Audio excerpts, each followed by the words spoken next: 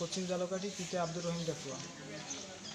আজকে সকাল 9 ঘটিকার সময় পূর্বের জের ধরে আমাদের উপর অতর্কিতভাবে হামলা করছে। আমি এবং আমার মা এবং আমার মেজো ভাই 3 জন ইনজোর। আমরা তাদের ব্যাপারে কোনো সময় কোনো কথা বলি নাই কোথাও, কারণ আমরা পাশাপাশি থাকি তাদের সাথে। সেক্ষেত্রে প্রতিবেশীর ক্ষেত্রে দেখা যায় যে আমরা যদি তাদের বিরুদ্ধে চড়া হই হয়তো তারা ক্ষতি করতে পারে। এমনিতেই তাদের উচ্ছৃঙ্খল কর্মকাণ্ডের কোনো শেষ নেই।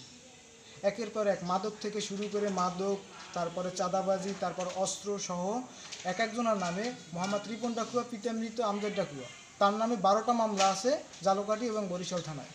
এর ভিতরে মাদক, চাঁদাবাজি, তারপরে মারামারি, তারপরে অস্ত্রসহ আর অন্যান্য মামলা আছে।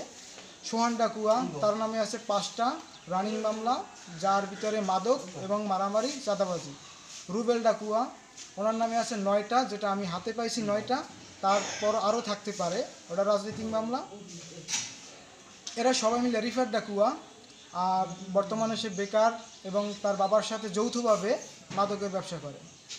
আমরা গত 16 বছর যাবৎ, শুধু আমার ফ্যামিলি না, আমরা অত্র এলাকায় যারা আছি তাদের প্রত্যেকের উপর তারা বিভিন্ন ইস্যুতে অনেক রকমের নির্যাতন করছে। আমরা এ নিয়ে কোনোদিন কোনো প্রতিবাদ জানাইনি, কারণ প্রতিবাদ জানাইলেই আমাদের বিভিন্ন রকমের ক্ষতি করার হুমকি দেয়, মেরে ফেলবে। কিন্তু তা প্রকাশ্যে যদি আমরা দেখতে যাই তাহলে এইটাই বোঝায় যে আসলে তারা যেটা হুমকি দেয় ওটা করতেও পারবে।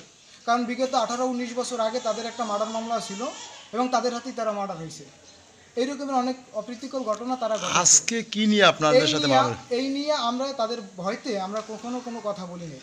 3 মাস 4 মাস আগে থেকে তাদের সাথে আমাদের সাথে কোনো কিছু না, তারা মানে ওই বাড়ির পাশে এবং ঘরের পাশে বসে যখন মাদক সেবন করে এবং মাদক বিক্রি করে, এইটা নিয়ে আমরা 3 মাস আগে একটা আপত্তি জানাইছি যে এরকম যদি প্রতিদিন বাড়ির ভিতর পুলিশ, ডিবি, তারপরে সাংবাদিক আসে তাহলে এটা আমাদের সামাজিকভাবে একটা সমস্যা হয়। সেই জের ধরে একের পর এক ইস্যু তৈরি করার অনেক চেষ্টা করছে।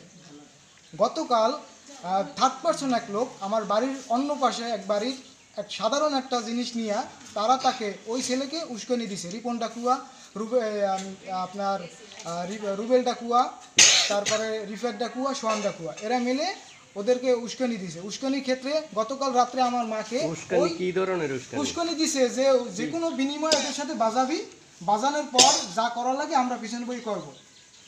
এভাবে করার পরে আমার মাকে গতকাল রাত্রে সন্ধ্যার দিকে ওই শান্ত নামে এক ছেলে ও আমার মাকে বিভিন্ন রকমের আঘাত করার পরে আমার মা বেহুশ ছিল 2 ঘন্টা পর হুশ হওয়ার পরে আমরা এটা নিয়ে কোনো তর্ক বিতর্ক করি নাই। সকালবেলা আমরা ওই ছেলেকে, থার্ড পারসন ওই ছেলেকে যখন জিজ্ঞাসা করতে যাই, সেখানে উপস্থিত ছিল রিপন ডাকুয়ার ছেলে রিফাত ডাকুয়া, সোহান ডাকুয়া, এরা সব উৎপেতে ছিল।